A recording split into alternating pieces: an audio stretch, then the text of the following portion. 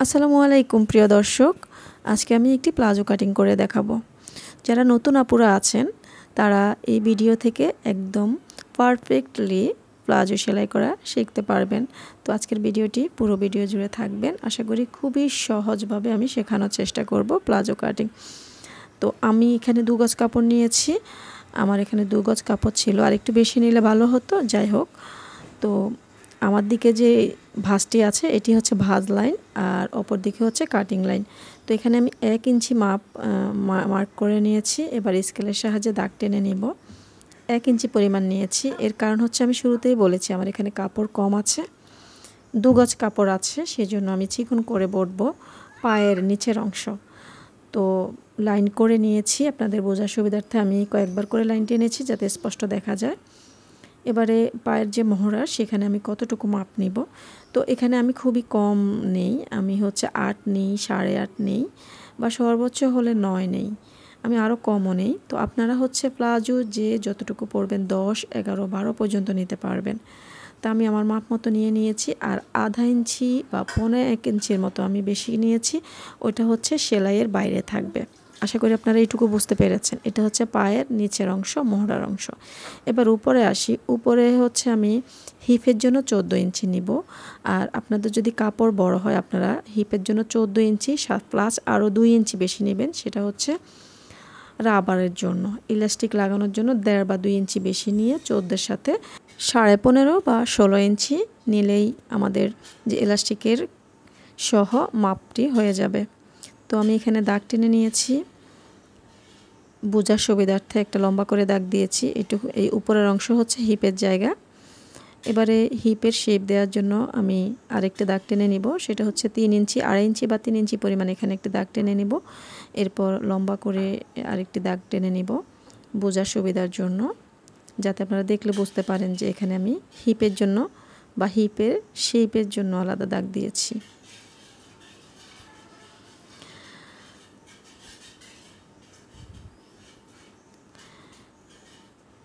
এবারে হচ্ছে আপনারা যে শেপ কার্ডটি আছে এই শেপ কার্ড দিয়েই চাইলে এই হিপের শেপটি দিতে পারেন, অথবা আপনারা নিজের এমনিতে হাত দিয়েও শেপ দিয়ে নিতে পারেন, শেপ কার্ড দিয়ে না দিলেও। তো আমি দেখিয়ে দিচ্ছি হাত দিয়ে কীভাবে শেপ দিবেন হিপের এই জায়গাতে।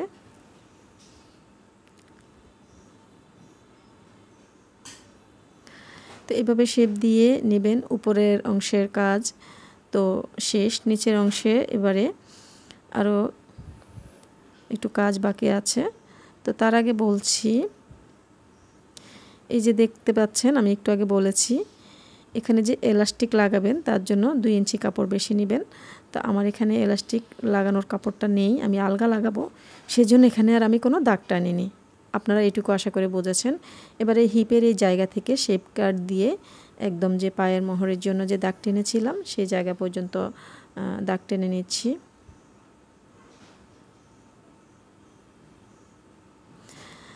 এবারে এই যে আমি দাগ টেনেছি, কাটার সময় কিন্তু আপনারা একটা জিনিস খেয়াল রাখবেন, এই যে দাগটা কিন্তু বাঁকা হয়েছে একদম নিচে, এই বাঁকাভাবে কাটা যাবে না, সোজা করে কাটতে হবে।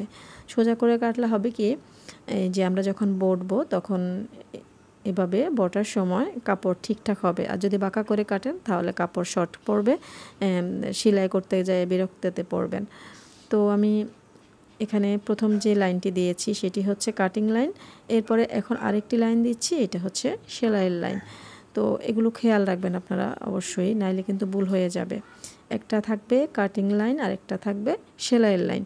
তো কাটার সময় অবশ্যই কাটিং লাইনটাতে কাটবেন, আর সেলাই করার সময় সেলাইয়ের লাইনটিতে কাটতে হবে, সেলাই করতে হবে, সরি।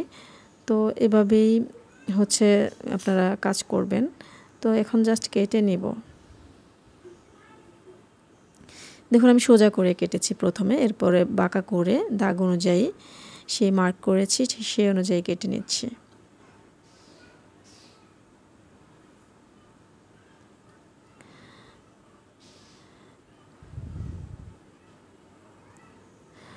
এখানে এরপর উপরের অংশটি কেটে নিচ্ছি, নিচের অংশ কাটা হয়ে গেলে। প্লাজো সেলাই করা, প্লাজো কাটা একেবারে সহজ, খুবই সহজ। এবার এখানে আমি আরেকটা জিনিস দেখাচ্ছি, সেটা হচ্ছে কোমরের এখান থেকে আমি মাপ নিয়েছি আলগা টুকরাটি নেওয়ার জন্য। তো এখানে 13 দুগুণে 26 ইঞ্চি ছিল। তো আমি এখানেও সেই 26 ইঞ্চি অথবা 26-এর যে অর্ধেক 13 ইঞ্চি, সেই 13 ইঞ্চি পরিমাণ ইঞ্চি টেপ দিয়ে ধরে আমি এখানে একটি টুকরো কেটে নিয়েছি। এই টুকরাটি তো এই কাপড় থেকে বের হয়েছে, আপনারা দেখেছেন সাইড থেকে।